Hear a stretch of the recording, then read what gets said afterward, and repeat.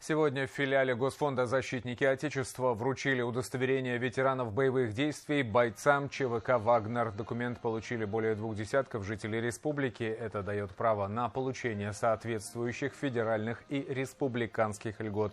Кроме того, Госфондом ведется работа по социальной адаптации, реабилитации и трудоустройству, профобучению, приобретению протезов для участников СВО.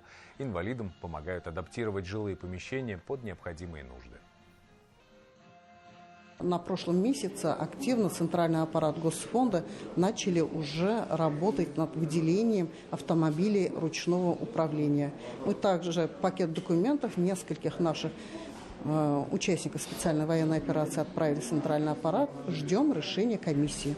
Наши ребята заслужили данный статус, так как они находились на передовой и сражались за нашу родину. Шли в штурм.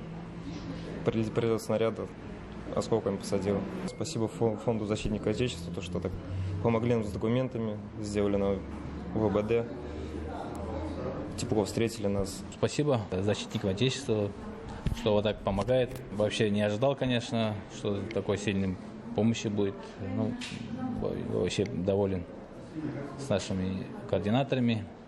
Вот Вине Рахатовна, спасибо ей тоже, всегда на связи и всегда в любой ситуации готова эту руку помощи протянуть.